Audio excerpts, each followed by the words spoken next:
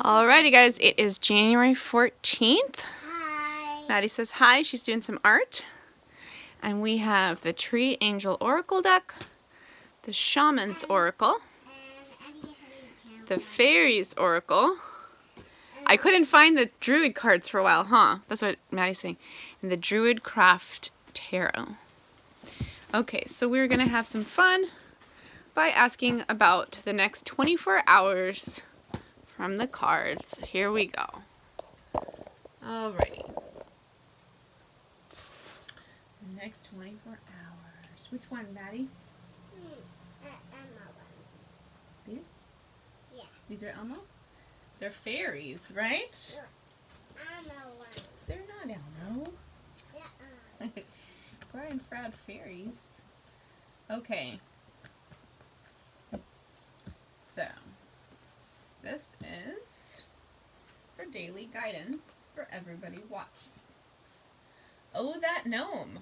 Ooh, yeah, there's definitely some of that energy today. That is leap into the air, and you don't know where you're going to come down. It's like,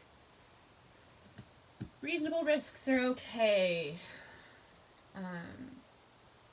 Do something different today. I don't know about you, but I already had that kind of weird stuff happen when I woke up, even. Not in a bad way, but just definitely not normal. This goes till tomorrow at 1 p.m. by the way, the 15th at 1 p.m. So, Capricorns. Ooh, the loam upside down. This is the loam, and she's upside down. The loam is about giving. Giving to others. Even if it hurts, because it's helping you. Because, not it hurts, but, you know, giving so much that you forget about yourself. Which is what I call the Western, you know, practice that goes towards enlightenment. It's bhakti yoga, basically. Unconditional giving, unconditional receiving. Now, she was upside down, so this says, ask yourself, Capricorns, if you've been giving too much, and it is time to stop and attend to your own needs for a bit. Alternatively, ask yourself if you've been refusing to receive the bounty of the universe flowing through the loam's hands, just because it wasn't quite in the form that you expected, or because it was different, from a different source than you wanted it to come from. Sometimes we put restrictions on our receiving. For example, we may feel that approval and love has to come from one specific person, or all other approval and love is without value to us. If so, we need to learn to accept what comes from any source as coming from a loving universe, blessed by the loam's hands. That is such a cool message for Capricorns today. And for everybody, taking reasonable risks is okay today. Today is a wild card day. So we're going to ask about for light workers, which are healers, and for spiritual technique, spiritual practitioners, seekers. It's not smoky again. It's not smoky, no. We are way past that, huh? That was a long time ago in the fall when it was smoky. Yeah, and Yeah. it's a break time. It's funny you said that though right now. It's not foggy anymore, huh? It was foggy this morning. Yeah, that's true. Yeah. Okay, this is for light workers. Queen of Swords. This is a very detached kind of mental card, guys. So, I'm assuming that light workers have been detached and mental. Let's see. Either that or you need to stop being so detached and mental. It's probably more accurate, I would think. Independent, graceful, and analytical. This card may suggest a need to be objective, or it may argue favorably for any intellectual endeavor. Okay, so if you're a light worker, it can be more effective to help others from an objective place, right? Success in communications, exams, writing, politics, and debates are all indicated. Ooh, that's cool. I've been having a debate with somebody. I'm a debater, for sure. I'm a debater. Okay, let's do spiritual technique. 10 of Wands. This is about burden and overwork. So this means that you need to relieve yourself of burden and overwork in the next 24 hours, okay? So if you are tired, if you are overworking, if you have too much to do, your spiritual technique is to stop, basically.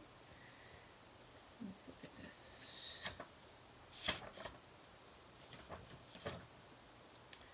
Demands, burdens, overwork. This card may signal the dangers of burnout, overwork, or obsessive pursuit of power, achievement, status, or recognition. You can't do your spiritual technique for the sake of status or recognition. That's really not... That's the opposite of why you're doing it. You're doing it to forget that you are an ego for a second and get more habituated into that state of consciousness. So you may need to learn how to delegate, begin reassessing your priorities and your values. Putting what truly matters first in your life. So maybe your spiritual technique or practice in the next 24 hours is to put spirituality first over other things. Maybe you need to meditate or do a spiritual technique of some kind instead of whatever else. Let's do the Shaman's Journey next. The Shaman's Oracle for romance. Okay. Romance for the next 24 hours. Shaman of Foresight. Ooh. Interesting. Romance for twin flames and romance for soulmates. Ooh. Be courageous, twin flames. Soulmates may be exiled for a while. It's interesting. Let's look at that a little bit. You're done? We're almost done here. Almost. Okay. All done. You want to come sit with me for a sec? I'm almost done here. Alright, so the ancestor of exile. It's very interesting. Because it has to do with being kicked out or you know, not let in, right? I am the ancestor of exile. I have borne witness to many kinds of separation. I've watched the suffering of those who are driven away from their home or country. Some of your soul group could be in exile from each other because they may have been driven away from their home in order to learn, right? And even find their way back. I stand ready to help lost people find their way back to their place of belonging. Draw strength from me when you need recognition, reconnection, or support in times of loneliness. So if you're lonely without your soulmates, don't worry. The interpretations of this card are reconnection, return, restoration to a family or nation, and strength in time of loss, a new direction home. You're going to find your soul tribe if you're watching this reading. That's so cool. And Shaman of Courage.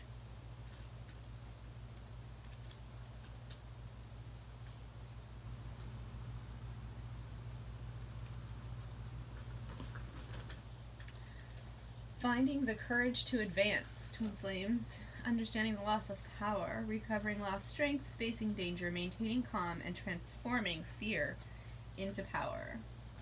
Whenever you need me, I will be there to help you discover the resources that lie within you to support you in your time of need. This courage I impart to you. What is the Shaman of Foresight, though? That was for all romance for everybody. And that's interesting to me. The Shaman of Foresight. Preparedness. Being watchful. Transcending the moment. Looking ahead. Interpreting signs. Taking advice. Acting intentionally. Listening to instincts, dreams, and visions. So, listen to your dreams and visions of what you want your romance to be like in the next 24 hours, but don't act impulsively. Try planning things out first before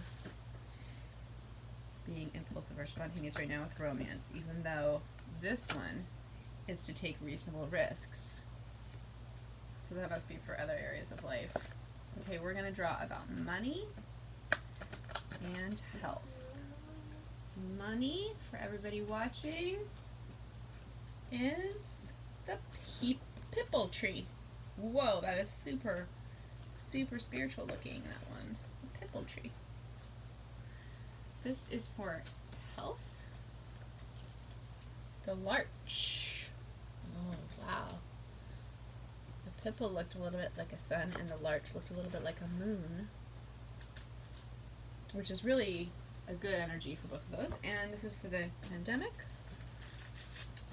Hawthorn. Oh my god, look at that, you guys. They're connecting the world, the separate, this is the unification of opposites right here. This is the, Maddie's been learning about opposites, right? Give me some opposites, Maddie. No? Boy and girl are kind of opposites, right? No. Black and white, up and down, sun and moon. Okay.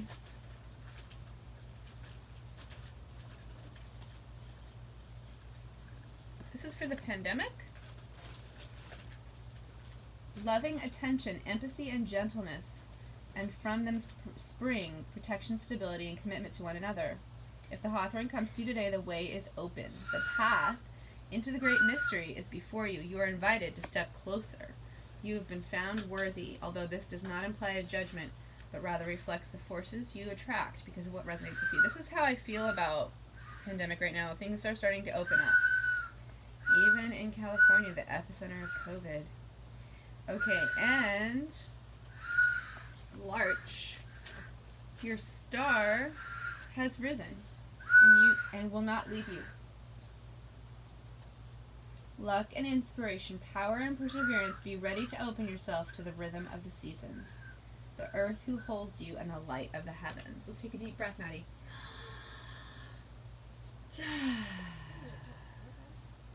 Larch means strength, magic, grace, and beauty. So that's a really good card for health. Those people who are watching, you have good tidings for health right now.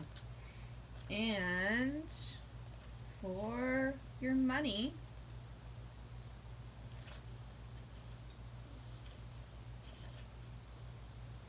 the angel Pipple is an avatar who calls upon us to stop and meditate. So try not to just keep spending. The Pipple also symbolizes divine omnipresence, meaning in turn that the whole earth is sacred.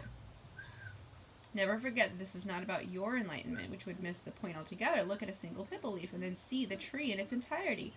Turning away from the spiritual potential that lies within us and within nature leads to superficiality and materialism, and even more so to separation and loneliness. Human beings on the earth are injured, degraded, and desecrated.